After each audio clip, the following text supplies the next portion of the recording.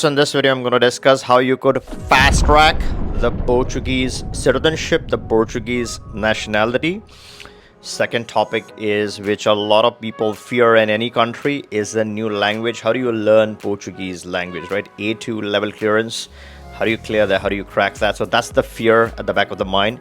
So I'm going to discuss a way where anyone, you or anyone, could legally bypass the language requirement in Portugal. And this is no shady business, right? This is all legal strategies that I'm going to talk about, all legal and proper ways of doing it. And third is no physical presence. So I shouldn't say no physical presence, next to no physical presence, just a few days in Portugal and you could satisfy the physical presence test. So it's going to be one of the most important videos you're going to watch. So make sure you watch right through till the end. Before I jump in each section, one thing I want to make it clear, this is not meant to be legal, tax, or finance advice, right? This is based on my own research. You should always consult an attorney. Check with the attorney, confirm with the attorney before doing anything. This is purely my own research.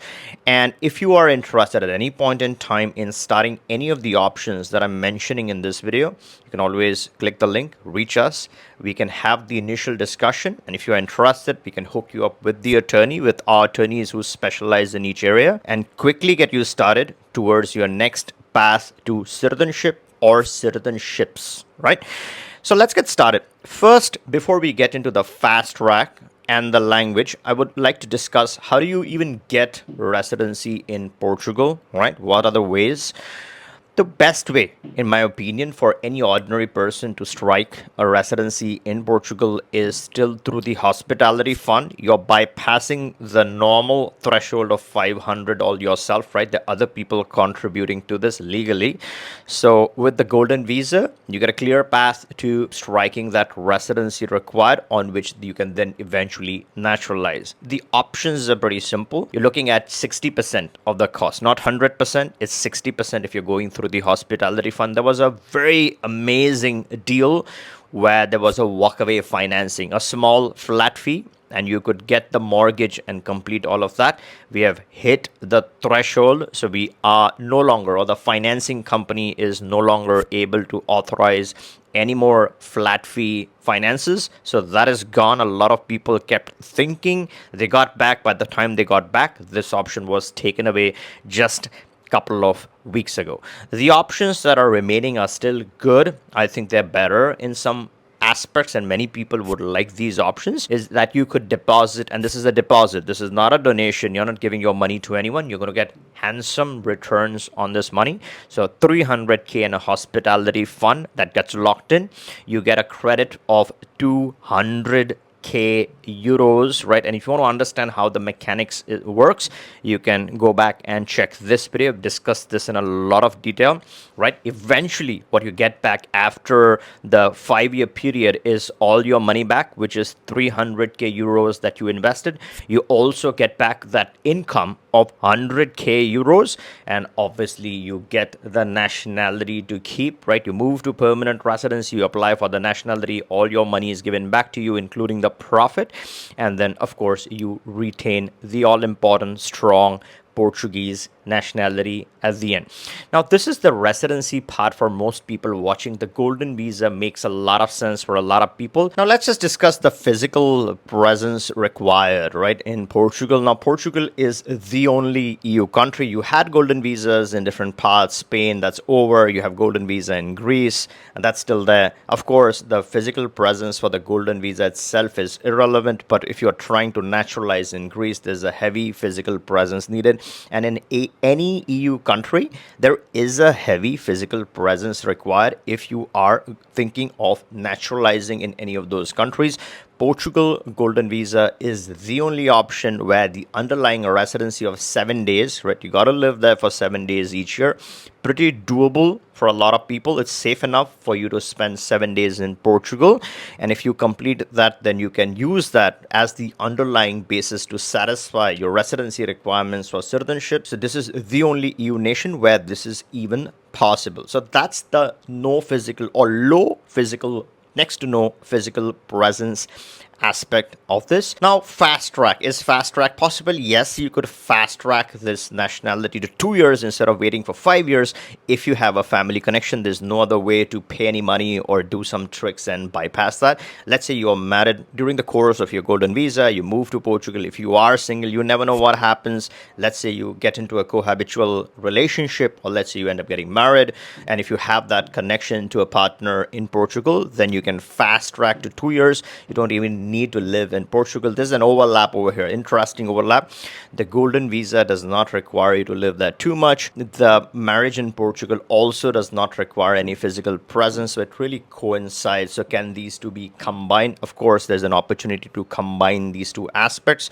So fast track works if there's a connection. If there's no connection, then you have the normal path. But because your physical presence is next to none, the normal path isn't going to come and bite you. You don't have to make any modifications in your life. Now let's come to the no language, which is what most of you are here for. A lot of people want to do this, but they're afraid of the language, or a lot of people are in this situation and they're thinking about the language and how do you legally bypass the Portuguese language test for citizenship. Is this even possible? Is this even a thing?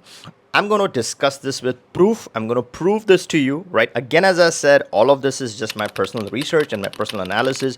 You should always talk to our attorney or any other attorney before you proceed on any of this stuff, right? I'm going to discuss how you get this option in 30 days, right? 30 days, you can get this option. Let's look at some of the key points over here. Exemption for CPLP citizens. Now, how do you become a CPLP citizen in 30 days? I'm going to discuss that in a second here. And what are the costs? I'm going to come to that in a bit. If there's an exemption, a very interesting exemption for CPLP citizens. If you are naturalized citizen of a CPLP country, you do not need to provide a Portuguese language certification when applying for Portuguese citizenship through naturalization. No birth requirement, right? This exemption does not distinguish between CPLP citizenship acquired by birth or naturalization. Holding a valid citizenship in CPLP country is sufficient. This is just simply research that I'm referencing. Again, as I said, do verify the constitution. That is going to be very important. Other requirements: you must still meet the 5-year legal residency requirement in Portugal, show integration into the Portuguese community, and provide other documentation. There's a potential, there's an opportunity where your underlying CPLP citizenship, and there are several, there's 7 or 8 CPLP countries on that list. There is an African nation, which is CPLP nation, where you can acquire citizenship in close to 30 days. And the reason why this is so fast track is because this is not a commercial off-the-shelf CBI. Those are busted, those are tainted, those are marketed, those are oversubscribed, those, some of them are under heavy investigation. So I'm not talking about any of that crap, or some of that crap, I should say. We do help people with some of those options, and those are brilliant options for certain type of people. So I don't mean to criticize them, but from this context, right, from a reputation perspective, I think they have slightly, I wouldn't say shady, but slightly unique reputation, a unique CBI purchased passport reputation. This option that I'm talking about is obviously none of that. This is exception. You're playing an exceptional role in the development of the country. The point I'm trying to make simply here is it's not a known or a busted option. It's under the radar. They don't mean to market. They could make a lot more money by marketing this or promoting this. They are not interested.